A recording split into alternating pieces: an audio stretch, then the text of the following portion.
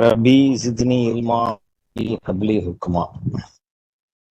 என் ரட்சகரே, அதிகப்படுத்துவீராக, எனக்கு ஞானத்தை வழங்குவீராக.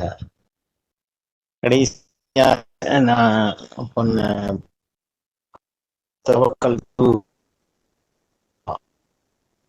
படைப்பது, தவக்கல், தவக்கில், வக்கீல் அப்படிங்கிற அந்த தவக்கல் அப்படிங்கிற அந்த வார்த்தை குரான்ல இடம்பெறதுல வசனங்களை நம்ம இன்ஷா அல்லாஹ் பார்ப்போம் தொடர்ந்து.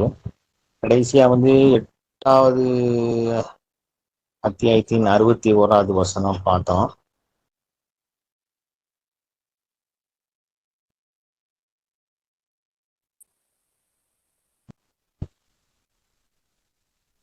ஒன்பதாவது அத்தியாயத்துல 51வது வசனம் பார்ப்போம்.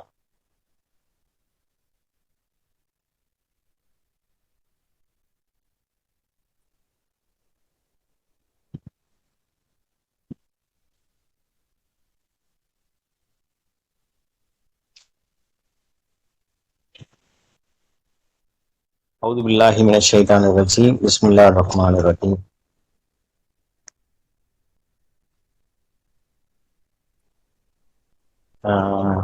ஒன்பதாவது அத்தியாயத்து 51வது வசனம்.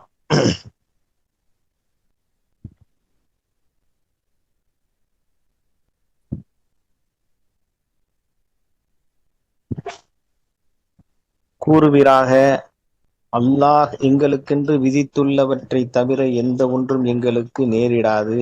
அவரே எங்களுடைய இரட்சகரும் அதிபதியுமாக இருக்கின்றார். நம்பிக்கையாளர்கள் அல்லாஹ்வின் மீதே பொறுப்பேற்படுத்த வேண்டும்.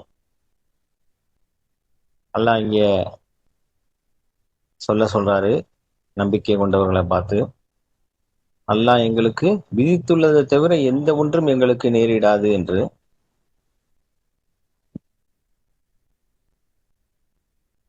அந்த அளவுக்கு ஒரு உறுதியான ஒரு நம்பிக்கையை நம்ம அல்லாஹ்வின் மேல வைக்கணும். அவங்களதான் அல்லாஹ் சொல்றாரு, அவங்களுக்கு தான் அவங்கள சொல்றாங்க, அல்லாஹ் எங்களுடைய இரட்சகரும் அதிபதியுமாக இருக்கின்றார், அல்லாஹ் தான் அப்படின்ட்டு. அதனால அவர் விதித்ததை தவிர எதுவும் நடக்காது. ஏன்னா அவர் தான் அனைத்தையும் கட்டுப்படுத்தக்கூடியவராக இருக்கிறார், அவர் தான் அனைத்தையும் நடத்தக்கூடியவராக இருக்கின்றார் என்பதுல அவங்களுக்கு அணு அளவு இல்லை, அதை விட சிறிதாக இருந்தாலும் சரி, அந்த அளவுக்கு அவங்களுக்கு நம்பிக்கை குறைபாடு ஏற்பட்டுறாது.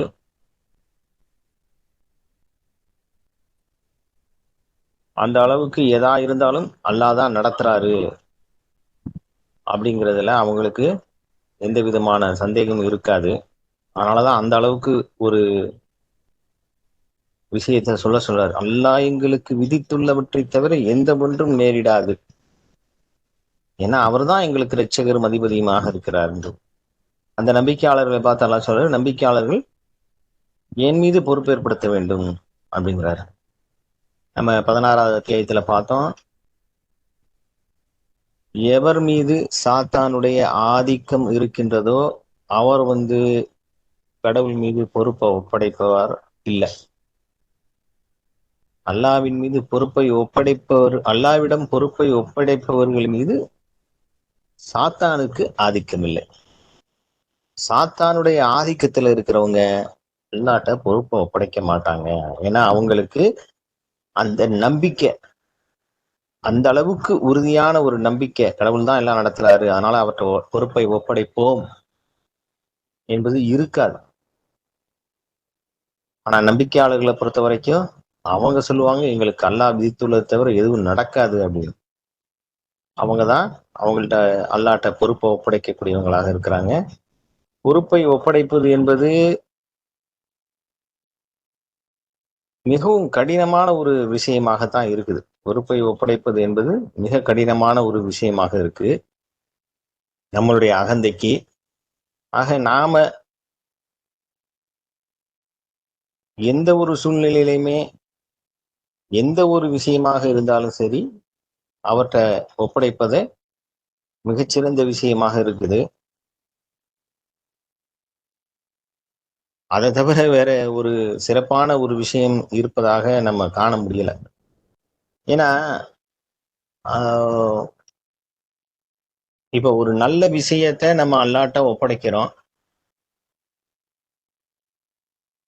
வச்சுக்கோங்களேன். அது நமக்கு கிடைக்குதுன்னா என்ன அர்த்தம்? அது நல்லது அல்லாஹ் நமக்கு நாடுறாருன்னு அர்த்தம். ஒருவேளை அந்த நல்லதே நம்ம கேட்டது நல்லதா இருந்தும் அது நமக்கு கிடைக்கலன்னா அதுக்கு காரணம் யார் தெரியுமா? நாம தான். ஏன்னா நமக்கு அதுல ஏதாவது ஒரு சந்தேகங்கள், குழப்பம் நடைபெறுமா, நடைபெறாதா, கிடைக்குமா, கிடைக்காதா அப்படின்னு கடவுள்கிட்ட ஒப்படைச்சதுக்கு அப்புறம் அந்த மாதிரி ஒரு சந்தேகத்தின்பால் நம்ம சென்று விட்டோம்னா அது நல்லதா இருந்தா கூட நமக்கு கிடைக்காது. அதுதான் நான் நான் விளங்குறேன் அது. எனக்கு நான் அல்லாட்ட ஒரு விஷயத்த ஒப்படைச்சதுக்கு பின்னாடி அல்லாவை நான் உத்தரவாதம் அளிக்கக்கூடியவராக ஆக்கியதுக்கு பின்னாடி எனக்கு எந்த ஒரு ஒரு தடுமாற்றமும் இதுவும் வந்துருச்சுன்னா அது நல்ல விஷயமா இருந்தா கூட எனக்கு கிடைக்காம போயிருது அது. அஹ் அப்படிதான் நான் அதை காண்றேன். ஏன்னா நம்ம எவ்வளவோ பிரார்த்தனை பண்றோம், நமக்கு கிடைக்காம போறதுக்கு காரணம் இதுதான் அப்படின்னு நான் நினைக்கிறேன். நாமளே நம்மளுடைய உறுதியின்மையின் காரணமாக, உறுதிப்பாடற்றவராக இருப்பதன் காரணமாக ஒப்படைத்ததுக்கு பின்னாடி அது நம்மளை விட்டு போயிருதுன்னு நினைக்கிறேன். ஆனா உறுதியோடையும் பொறுமையோடையும் இருந்துட்டேனாக்கும் அது எனக்கு கிடைச்சிருது. அவ்வளவு இருந்தும் எனக்கு அது கிடைக்கலன்னா ஓகே, அது எனக்கு அதுதான் எனக்கு என்ன நினைப்பேன்னா நான் சரி, இதுல நம்ம ஒருவேளை தவறா இருக்கும் அல்லது கெட்டதா இருக்கும், அதனாலதான் அது நடக்கல, நமக்கு கிடைக்கல அப்படின்னு நினைப்பேன். ஆக நம்ம அந்த அளவுக்கு ஒரு உறுதிப்பாடு உடையவர்களாக நம்ம ஆகலைன்னா, இல்ல அந்த அளவுக்கு உறுதியற்றவர்களாக இருக்கிறோம்னா நாம என்ன நிலையில இருக்கிறோம் அப்படிங்கிறத நாமளே பரிசோதனை பண்ணி பார்த்துக்கலாம். சாத்தானுடைய ஆதிக்கம் எந்த அளவுக்கு இருக்குது அப்படிங்கிறத, எந்த அளவுக்கு நமக்கு சாத்தானுடைய ஆதிக்கம் இருக்கோ அந்த அளவுக்கு குறைபாடு இருக்கும் நம்மளுடைய நம்பிக்கையில. அதுதான் நான் பாக்குறேன். நம்மளுடைய ஒப்படைத்ததுக்கு பின்னாடி அல்லது ஒப்படைத்ததுக்கு பின்னர் ஒப்படைக்கிறோம் என்றால், ஒப்படைத்ததுக்கு பின்னாடி நம்மளுக்கு உறுதிப்பாடு இருந்தா எந்த அளவுக்கு நாம் சாத்தானை விட்டு விலகி இருக்கிறோம் அப்படிங்கிறத நம்ம உணர முடியுது. இதெல்லாம் என்னுடைய அனுபவத்தை நான் சொல்றேன். ஏன்னா சாத்தான் அதான் சொல்றேன்ல 16வது அத்தியாயத்துல அவனுக்கு எந்த ஆதிக்கமும் இல்லை. அல்லாட்ட பொறுப்பை ஒப்படைப்பவர்கள் மீது அவனுக்கு எந்த ஆதிக்கமும் இல்லை அப்படிங்கிறத. அப்ப சாத்தானுக்கு எந்த அளவுக்கு என் மேல ஆதிக்கம் இருக்குது, எந்த அளவுக்கு ஆதிக்கம் குறையுது, எப்படியெல்லாம் என்னைய அது பண்றான் அப்படிங்கிறத எனக்கு அது உணர முடியுது. எவ்வளவுக்கு எவ்வளவு நான் ஒப்படைக்கிறேனோ அவ்வளவுக்கு அவ்வளவு அவனுடைய ஆதிக்கம் குறையிறதும் என்ன ரொம்ப குழப்பத்துல உண்டாக்குறதுக்கும் சந்தேகத்தை ஏற்படுத்துறதுக்கும் உண்டான முயற்சிகள் அதிகமாகிறதையும் நான் காண்றேன். அந்த உறுதிப்பாடும் பொறுமையும் அதுவும் நான் இருக்கிறேன்னா அப்படின்னா இல்ல, அதையும் எனக்கு அல்லாதான் கொடுக்கிறாரு. நம்பிக்கையாளர்களுக்கு நன்னறியான விஷயங்களை தருவது நம்முடைய இரட்சகரான நல்லவரான அல்லாஹ் தான். அதுல அதுல எந்த சந்தேகமும் இல்லை. ஏன்னா நன்மையை சந் சம்பாதிக்கக்கூடிய ஒரு விஷயம் ஒரு மனிதனுக்கு யார்கிட்டையும் கிடையாது. அதை நம்ம பார்க்கிறோம். அது அல்லாதான் கொடுக்குறாரு. அது அந்த அளவுக்கு என்ன சொல்றது, கடவுளுடைய கருணை தான் அது. இல்லைன்னா நினைச்சு கூட பார்க்க முடியல. எனக்கு எப்படி சொல்றதுன்னு தெரியல. நம்ம தவறு செஞ்ச உடனே எல்லாம் நம்மளை தூக்கி நரகத்துல போட்டிருந்திருக்கலாம். ஆனாலும் அவங்க சொன்னா கேட்டுக்குருவாங்க ஒரு சில பேர் இருக்கிறாங்க. அவங்கள உங்களுக்கு தெரியாது அப்படிங்கிறத அந்த பாயிண்ட் மலக்குகள்கிட்ட சொல்லும்போது, நீங்கள் அறியாதவற்றை நான் அறிவேன் என்று சொல்றாரு அல்லாஹ். அதுதான் அங்கே அப்படி ஒரு நிலையை அல்லாஹ் உருவாக்குறாரு நம்பிக்கையாளர்களுக்கு. அதை நம்ம புரிஞ்சுக்கிறணும். அல்ஹம்துலில்லாஹ். நினைச்சு பார்க்கவே முடியல சில நேரங்கள்ல அல்லாஹ்வுடைய வல்லமைய, இந்த பிரபஞ்சத்துடைய கட்டமைப்பை பார்க்கும் பொழுது அப்படியே உடம்புலாம் நடுங்குது. என்னடா நம்ம அப்பதான் அந்த ஃபீல் பண்ண முடியுது. என்னடா இவ்வளவு பெரிய கலகம் செஞ்சுட்டு வந்திருக்கோம், இவ்வளவு பெரிய பொறுப்பை தூக்கிட்டு வந்திருக்கிறோம். எவ்வளவு பெரிய பொறுப்பு அது அப்படிங்கிறது விளங்குது. அந்த பொறுப்பை நம்ம இன்னும் சுமக்கணும்னு நினைக்க கூடாது. நம்ம அந்த அமானத்தை சுமந்துட்டு வந்த அமானத்து இருக்குல்ல, அதை நம்ம திரும்பவும் அல்லாட்ட தான் ஒப்படைக்கணும். அதுதான் நாம தப்பிக்கிறதுக்கு உண்டான வழி. அவங்க மீதுதான் அல்லாவின் சாத்தானின் ஆதிக்கம் இருக்காது. அவர்கள் மீதுதான் அல்லாஹ்வுடைய நேசம் ஏற்படுகின்றது. கடவுளுடைய வல்லமையை நம்ம புரிந்து கொள்ளும் போதுதான் நாம் எப்பேற்பட்ட ஒரு தவறை செய்துவிட்டு வந்திருக்கிறோம் அப்படிங்கிறது விளங்கி கொள்ள முடியும். ஆக நம்ம சுமந்துட்டு வந்த அந்த அமானத்தை, அந்த பொறுப்பை திரும்ப அல்லாட்டையே கொடுத்துடணும். அல்லாஹ் இந்த அமானத்தை நீங்க எடுத்துட்டு போறீங்களான்னு கேட்கும் பொழுது நாங்க எடுத்துட்டு வர்றோம்னு வந்துட்டோம். இந்த அமானத்தை நம்ம சுமந்துக்கிட்டு இருக்கிறதுனால எவ்வளவு கஷ்டங்கிறது தெரியுது. எடுத்துட்டு வந்த அமானத்தை திரும்பவும் அல்லாட்டையே ஒப்படைச்சிடணும். நாங்க தெரியாம எடுத்துட்டு வந்துட்டோம், எங்களை மன்னிச்சிருங்க, நாங்க வருந்தணும். அது முதல்ல வருந்தணும். அது அப்புறம் தான் மன்னிப்பு கேட்கணும். அந்த வருத்தம் வர்ற அளவுக்கு நாம் கடவுளுடைய வல்லமையை தெரிந்து கொண்டு, நம்மளுடைய கலகத்தை புரிந்து கொண்டு வருத்தத்தை தெரிவிக்கக்கூடியவர்களாக நம்ம இருக்கணும். அந்த பொறுப்பை இன்னும் நம்ம இங்க சுமந்துக்கிட்டு ஒன்னையும் நம்ம சுமந்துக்கிட்டு இருந்தோம்னா அது ரொம்ப மிக சிரமத்துல கொண்டு போய் விட்டுரும். பொறுப்பை நம்ம சுமந்தோம்னாலே சிரமம் தான் அது. நம்ம எவ்வளவு அனுபவிச்சிருப்போம்ல. சின்ன சின்ன விஷயங்கள்ல நம்ம பொறுப்பை ஒப்படைக்காம பெரிய பெரிய விஷயங்கள பொறுப்பை ஒப்படைச்சு அதுல நமக்கு எவ்வளவு நிம்மதி வந்திருக்கும் இல்லையா? அப்ப அந்த நிம்மதியை அடைஞ்சிருக்கோம்ல. அது போல எல்லா விஷயங்களிலுமே பொறுப்பை ஒப்படைச்சு முழுமையாக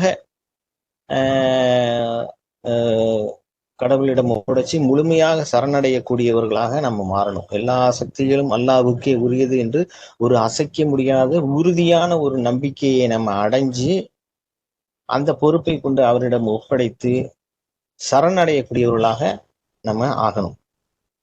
மோசஸ் சொல்றாரு 10வது அத்தியாயத்தின் 84வது வசனத்துல, என் சமூகத்தாரே, நீங்கள் மெய்யாகவே அல்லாஹ்வின் மீது நம்பிக்கை கொண்டிருந்தால் பின்னர் உங்களுடைய பொறுப்பை அவரிடம் ஒப்படையுங்கள். மெய்யாகவே நீங்கள் சரணடைந்தவர்களாக இருந்தால்.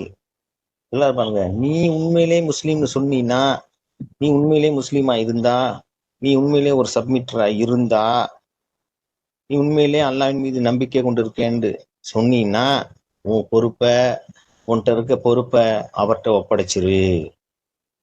அதான் மோசஸ் சொல்றாரு. நீ உண்மையிலே அல்லாஹ்வின் மீது மெய்யாகவே நம்பிக்கை கொண்டிருக்கேன்னு சொன்னீன்னா, கொண்டிருக்கியா? மெய்யாகவே நீ சரணடைந்தவனா இருக்கியா? மெய்யாகவே நீ முஸ்லீமா? நீ அப்படியா? அப்பனா பொறுப்பை அல்லாஹ்ட்ட ஒப்பட. அப்படின்னு நாம சரணடைந்தவர்களாக இருக்கோம், கடவுள் மீது நம்பிக்கை கொண்டவர்களாக இருக்கிறோம், அவரை தவிர வேறு தெய்வம் இல்லை என்பதில் அசைக்க முடியாத உறுதியான ஒரு நம்பிக்கை கொண்டிருக்கிறோம் நம்ம. அப்ப நாம அதை செய்ய வேணாமா? அந்த பொறுப்பை ஒப்படைக்க வேண்டாமா? நாம இன்னும் சுமந்துக்கிட்டே இருக்கணுமா? சுமக்கிறது சுமந்துட்டு வந்ததுதான் பெரிய தவறு. இன்னும் சுமந்து கொண்டே இருப்பது அதை விட பெரிய தவறாயிரும். எவ்வளவு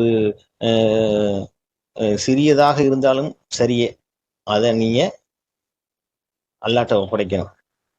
அல்லாஹ் சொல்றாருல்ல, 11வது அத்தியாயத்துல பார்க்கணும், அல்லாஹ் உங்களுக்கு கொடுக்கறது எவ்வளவு சிறிதாக இருந்தாலும் அதுதான் உங்களுக்கு சிறந்தது அப்படிங்கிறாரு. அது போல நமக்கு எவ்வளவு சின்ன விஷயமாக இருந்தாலும் அல்லாஹ்விடம் ஒப்படைப்பதுதான் நமக்கு சிறந்தது. நாம நம்பிக்கை கொண்டவன் என்று கூறிக்கொண்டால், நாம் சரணடைந்தவர் என்று கூறிக்கொண்டால், அது உண்மையானதாக இருந்தால், மெய்யாகவே நம்பிக்கை கொண்டவர்களாக இருந்தால், மெய்யாகவே சரணடைந்தவர்களாக இருந்தால், நீங்க உங்க பொறுப்பை ஒப்படைங்க அப்படிங்கிறாரு மோசஸ்.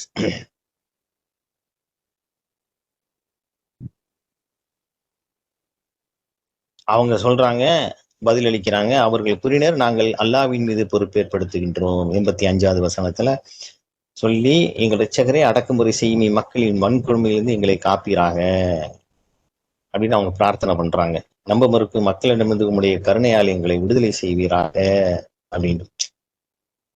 நாங்க உடனே அவங்க பொறுப்பு ஏற்படுத்தக்கூடியவர்களாக அந்த நம்பிக்கையாளர்கள், மெய்யான நம்பிக்கையாளர்கள், மெய்யாக சரணடைந்தவர்கள் அதை சொல்றாங்க. நாம அப்படிப்பட்ட ஒரு நம்பிக்கையை கொண்டவர்களாக இருக்கிறோமா?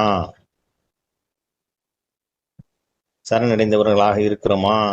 அப்படிங்கிறத நாமளே எடை போட்டுக்க முடியும். அன்றாட நமக்கு ஏற்படக்கூடிய பொறுப்புகளை நாம் யாரிடம் ஒப்படைக்கின்றோம் என்பதுல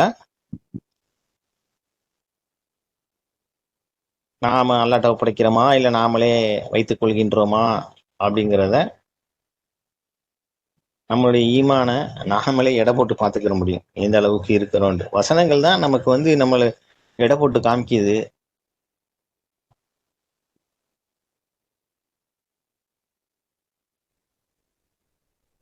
ஊது சொல்றாரு 11வது அத்தியாயத்துல 56வது வசனத்துல, நான் என் பொறுப்பை என் இரட்சகரும் உங்கள் இரட்சகரும் ஆகிய அல்லாஹ்வின் வசம் வைத்து விட்டேன்.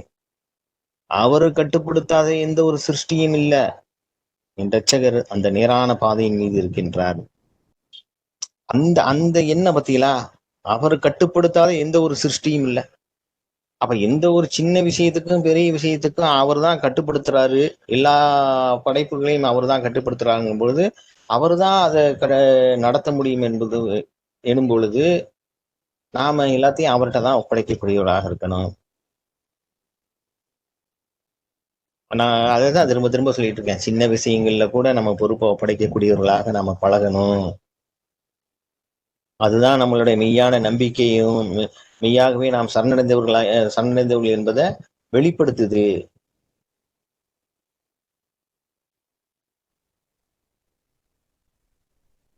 Examine your self. உங்களை நீங்களே பரிசோதனை பண்ணி பார்த்துக்கோங்க. நாம நம்மளுடைய ஈமானுடைய எடையை நம்ம ஈமானுடைய நம்பிக்கையின் எடையை நம்ம வந்து பார்த்துக்கலாம். அந்த அளவுக்கு நமக்கு கட்டுப்படுத்த முடியாது அப்படின்னு நினைக்கும் பொழுதுதான் அல்லாட்ட கொண்டு போய் ஒப்படைக்கக்கூடியவர்களாக இருக்கிறோம். சின்ன விஷயம் தானே, இதை நம்மளே செஞ்சிடலாம் அப்படிங்கும்போது இந்த கட்டுப்படுத்தக்கூடிய விஷயங்கள் என்கிட்ட இருக்கு அப்படின்னு நம்ம நினைக்கிறோம். ஒரு சிறிய லெவல்ல இன்னும் நம்மளுக்கு அந்த தன்னுடைய அகந்தையை தெய்வமாக கொள்ளக்கூடிய எண்ணங்கள் இருந்து கொண்டுதான் இருக்கு. நம்மளால இதை கட்டுப்படுத்திட முடியும், இதை போய் எதுக்கு அல்லாட்ட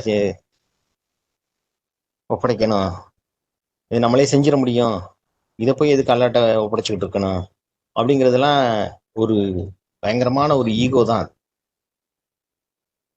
தன்னையே தெய்வமா நினைக்கிறது தான். எனக்கு கட்டுப்படுத்தக்கூடிய சக்தி இருக்குன்னு எண்ணுவதுதான் அதெல்லாம். அதுதான் சாத்தானுடைய ஆதிக்கம். சாத்தானுடைய அடிச்சுவடை நீங்கள் பின்பற்றாதீர்கள். அது என்ன சாத்தானுடைய அடிச்சுவடு? என்ன? தானும் கடவுளா இருக்க முடியுங்கிறது தான். மற்றதெல்லாம் அவன் ஏவத்தஞ்சி நீ குடி, உபச்சாரம் பண்ணு, வட்டி வாங்கு, ஒளித்தே வழிபாடு, இது சிலை வணக்கம் செய்ய, இதெல்லாம் அவன் செய்ய மாட்டான். அது அவனுடைய அடிச்சுவடு இல்லை. அது அதை அவனா உட்காந்து செஞ்சுக்கிட்டு இருக்கான், அவனா உட்காந்து குடிச்சுக்கிட்டு இருக்கான், உபச்சாரம் பண்றான், வட்டி வாங்குறான். இல்ல, அவனுடைய அடிச்சுவடு என்பது என்னன்னா ஃபுட் ஸ்டெப். அவனுடைய அடிச்சுவடு என்ன?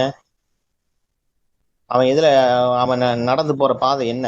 நான் கடவுள், நான் கடவுள், என்னால் அதை செய்ய முடியும், இதை செய்ய முடியும். அந்த ஃபுட் ஸ்டெப் அதுதான் நீங்க வந்து ஃபாலோ பண்ணக்கூடாது. ஆக நாம கட்டுப்படுத்த வேண்டும் என்று எண்ணுவது, நம்மளால கட்டுப்படுத்த முடியும், இந்த சின்ன விஷயங்களை செஞ்சிட முடியும் அப்படிங்கிறதுல கூட நம்மளுடைய அகந்தை வந்து நிக்குது. அது நம்பவும் முடியல, ஏத்துக்கிறவும் முடியல இல்லையா? அதுன்னு அவ்வளவு அப்படின்னு, ஆனா அது அவ்வளவு பயங்கரமான விஷயம் தான். அது அகந்தை என்பது நம்மளை கொண்டு போய் சாத்தி போடும் நம்மளை. அதனால நம்ம சின்ன விஷயமா இருந்தாலும் என்ன செய்ய வேண்டும் என்பதை பழகணும். அதுதான் மிக முக்கியமான விஷயமாக இருக்கு. இன்னும் ஸ்வைபு சொல்றாரு 11வது அத்தியாயத்தின் 88வது வசனத்துல, எனது வழிகாட்டல் முற்றிலும் அல்லாஹ்வை சார்ந்ததாகவே உள்ளது. அந்த வசனத்தின் இறுதி பகுதியை படிக்கிறேன். எனது பொறுப்பை நான் அவரிடம் ஒப்படைத்து விட்டேன், அவரிடம் நான் முற்றிலும் சரணடைந்து விட்டேன். எனக்கு எந்த சக்தியும் இல்லப்பா, எனக்கு எதையுமே கட்டுப்படுத்துற சக்தி இல்லை, நான் அவரை சரணடைஞ்சிட்டேன், என்னுடைய பொறுப்பை எல்லாம் அவர்கிட்ட ஒப்படைச்சிட்டேன்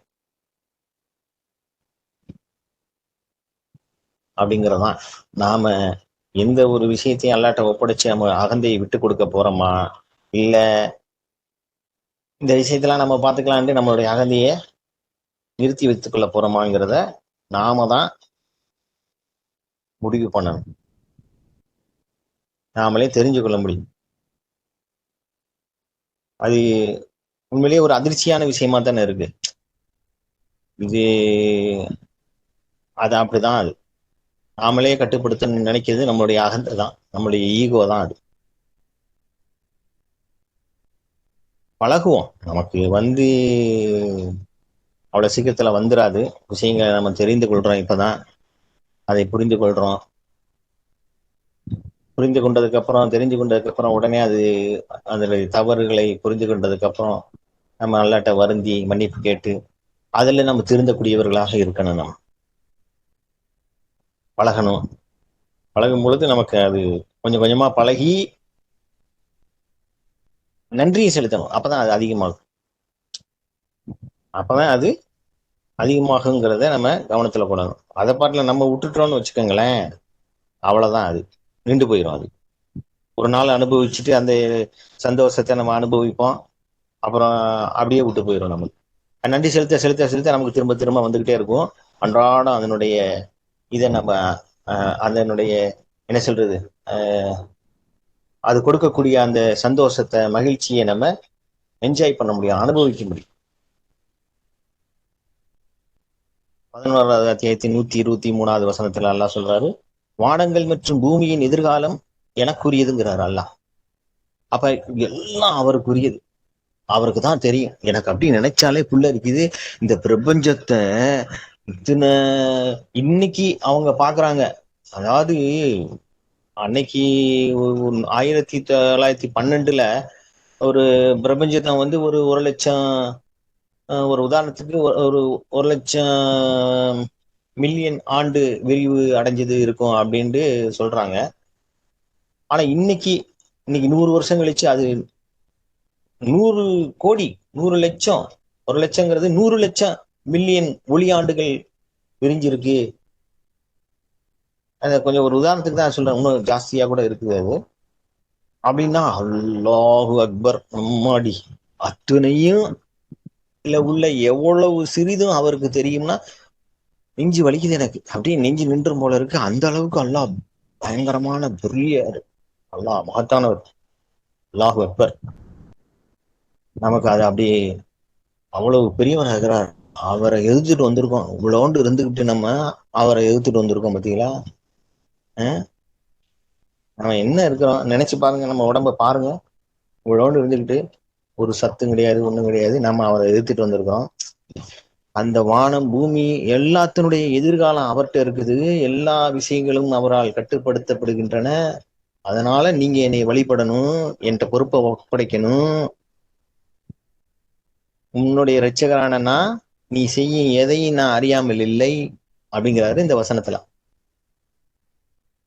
வானங்கள் மற்றும் பூமியின் எதிர்காலம் அல்லாஹ்வுக்குரியது, மேலும் எல்லா விஷயங்களும் அவரால் கட்டுப்படுத்தப்படுகின்றன. நீங்கள் அவரை வழிபடவும் பொறுப்பை அவர் மீது வைக்கவும் வேண்டும். உம்முடைய இரட்சகர் நீங்கள் செய்யும் எந்த ஒன்றையும் ஒருபோதும் அறியாமல் இல்லை எல்லாம் சொல்றாரு. எவ்வளவு பெருசு இந்த வானம் பூமி, அதனுடைய எதிர்காலம் அல்லாஹ்வுக்கு தெரியும். அப்ப நம்ம ஒரு விஷயத்தை நம்ம செய்யணும்னு நினைக்கும் போது அதனுடைய எதிர்காலம் அல்லாஹ்வுக்கு தான் தெரியும். அதை எப்படி ஹேண்டில் பண்றது, எப்படி பண்றது, நமக்கு எதுவுமே தெரியாது. அவர்கிட்ட ஒப்படைச்சிட்டோம்னா அவர் நம்மளை வழி நடத்துவார். அவரால் எல்லா விஷயங்களும் கட்டுப்படுத்தப்படுகின்றன.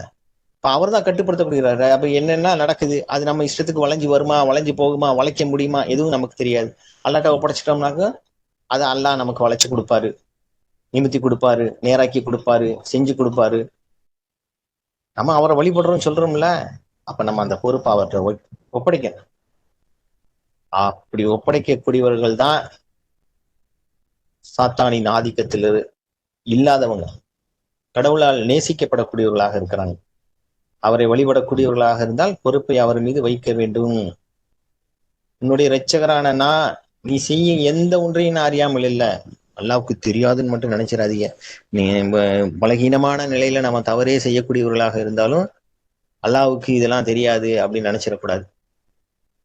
அல்லா அறிந்தவராக இருக்கிறாரு, பார்த்துக்கிட்டு இருக்கிறாரு. அல்லா என்னால இப்படி இருக்கேன், நான் என்னை நானே காப்பாற்றிக்க முடியல, என்னை மன்னிச்சு என்னை மீட்டு எடுங்க அப்படின்னு அல்லாட்ட ஒப்படைக்கக்கூடியவர்களாக இருக்கணும். அதுதான் அவர்கள் அப்படிதான், அது நம்பிக்கையாளர்கள் அப்படிதான் இருக்கணும், சரணடைந்தவர்கள் அப்படிதான் இருக்கணும். நாம எந்த ஒன்றையும் அவரிடம் ஒப்படைக்கக்கூடியவர்களாக இருந்தா தான் நாம உண்மையிலே வழிபடக்கூடியவர்களாக இருக்கிறோம்.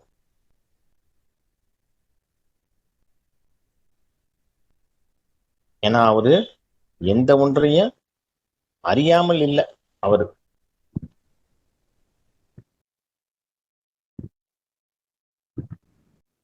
அவருக்கு தெரியாதது எதுவுமே கிடையாது. 12வது அத்தியாயத்தின் 67வது வசனத்துல யாக்கூப் சொல்ற விஷயம் வருது. அவருக்கு நீங்கள் அறியாதவற்றை நான் அறிவேன் என்று சொல்லக்கூடியவரா இருக்கிறாரு பிள்ளைகள்கிட்ட. அவரு என்னன்னு சொல்லி விடுறாரு பத்தீங்களா? அவரு பிள்ளைகள்கிட்ட, நீங்க ஒரு வாசல் வழியா நுழையாதீங்க, வெவ்வேறு வாசலின் கூட நீங்க நுழையுங்க. எப்படியா இருந்தாலும் அல்லாஹ் உங்களுக்கு முன்னரே என்ன தீர்மானிச்சிருக்கிறோம் அதுல இருந்து உன்னையே நான் காப்பாற்றி விட முடியாது. தீர்ப்புகள் அனைத்தும் அல்லாவுக்கே உரியது. அவரிடம் நான் பொறுப்பை ஒப்படைக்கின்றேன். மேலும் பொறுப்பை ஒப்படைப்பவர்கள் அனைவரும் அவர் மீதே தங்கள் பொறுப்பை ஒப்படைக்க வேண்டும். தன்னுடைய பொறுப்பை அவர்கிட்ட ஒப்படைக்கணும் அப்படிங்கிறத சொல்றாரு. நேரம் ஆயிடுச்சு, எனக்கு 10:25 முடிக்கணும், 10:24 ஆயிடுச்சு. சரி, இந்த வசனத்தோட முடிப்போம் இன்ஷா அல்லாஹ். ஆக யாக்கூப் சொல்றது என்னன்னா, நீ செய்யறத செய்ய வேண்டியது உன்னுடைய பொறுப்பு, செய்ய வேண்டியது செய். ஆனா அல்லாவால் முன்னரே தீர்மானிக்கப்பட்ட எந்த விஷயத்திலும் எதுவும் உங்களை காப்பாத்திராது. நடக்கிறது தான் நடக்கும். தீர்ப்பு அவர்கிட்ட இருக்குது. நான் அவர்கிட்ட பொறுப்பை ஒப்படைக்கிறேன். பொறுப்பை ஒப்படைப்பவர்கள் அனைவரும் அவர்கிட்டயே பொறுப்பை ஒப்படைங்க அப்படிங்கிறத சொல்றாரு.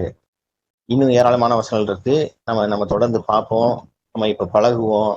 பொறுப்பை ஒப்படைக்காதனால, பொறுப்பை எடுத்துட்டு வந்ததுனால, இன்னும் பொறுப்பை ஒப்படைக்காதனால, அதை நம்ம இப்ப விளங்கி கொண்டதுனால அதற்காக நம்ம அல்லாட்ட வருந்தி மன்னிப்பு கேட்டு அவரிடமே ஒப்படைக்கக்கூடியவர்களாக நம்மளை ஆக்கி வைக்கணும்னு சொல்லி இந்த உரையை முடிக்கிறேன். அல்ஹம்துலில்லாஹ்.